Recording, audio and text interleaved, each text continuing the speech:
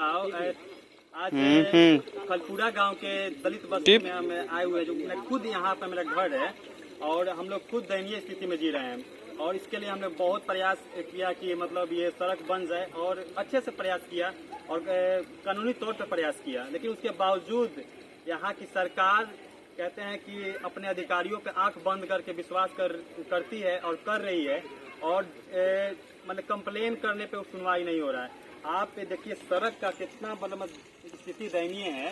और जो नीतीश कुमार जी का जो एक ऐलान है कि संपर्क सड़क योजना, जो हर एक दलित बस्ती में सड़क बनना चाहिए, लेकिन इसके बावजूद यहाँ अभी बिहार में हम कहें तो बिहार में खासकर मतलब दलित बस्ती में सड़क का सबसे बड़ा प्रॉब्लम है।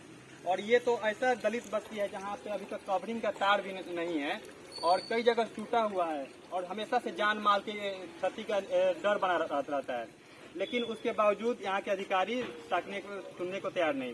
और ये गरखा विधानसभा के 119 का क्षेत्र है, जो यहाँ के वर्तमान विधायक माननीय सुरेंद्र राम जी अभी हैं और तो चुनाव नजदीक है, लेकिन उन्होंने जो प्रयास करना था वो किए, क्योंकि जो मामला है निजी जमीन का मामला है कि मतलब कुछ लोग हैं जो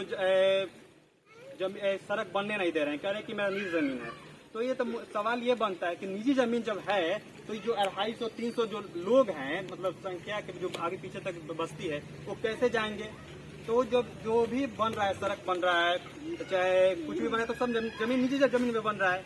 लेकिन सरकार पहले के दौर में ये होता था कि दलितों को अलग बचाया जाता था स्वर्णों से, क्योंकि इनको अलग रखा जाता था पहले स्थिति सब जो आज़ादी के पहले। लेकिन जब आज़ादी देश का आज़ाद हुआ, यहाँ पे संविधान बना, तो बाबा साहेब अम्बेडकर ने दलितों के लिए रिजर्वेशन दिया और कुछ दिया, तो मतलब सुविधा बढ़ी, तो अब तो गाड़ी का भी व्यवस्था हो गया, लेकिन अभी सड़क का व्यवस्था यहाँ पे नहीं हो पाया।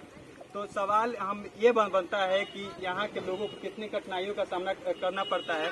और अभी जो यहाँ के जो विधायक है उन्होंने इस मुद्दा का सवाल उन्होंने उठाया था विधानसभा में कि जो दलित बस्ती है वहाँ पे कि या तो बाबा साहेब भीमराव अम्बेडकर के नाम पे या आदरणीय गरीबों के मसीहा लाल यादव के नाम पे जमीन को खरीदा जाए और बनाया जाए, लेकिन सरकार ने उनकी बातों को दरकिनार किया।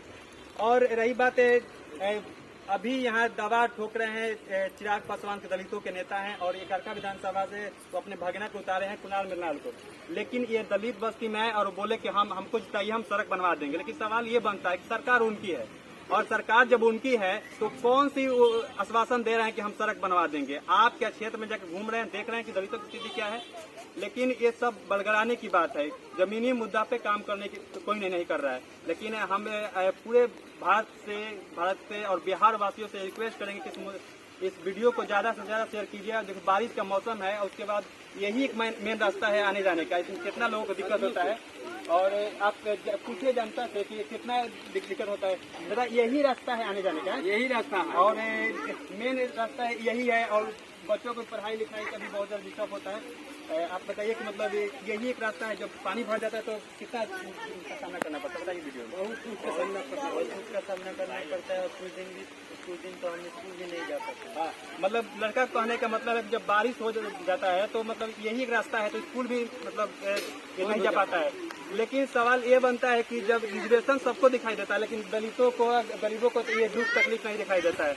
तो एक रोड का बहिष्कार मतलब लोग ये है कि नहीं बनता है ये रोड तो हम लोग वोट देने नहीं जाएंगे। और या तो चुनाव आयोग एक्शन ले और डीएम साहब एक्शन ले, नहीं तो हम लोग वोट देने नहीं जाएंगे। पूरे बस्ती गरखा विधानसभा के खलपुरा गांव के वार्ड नंबर 8 का ये बहिष्कार चलेगा।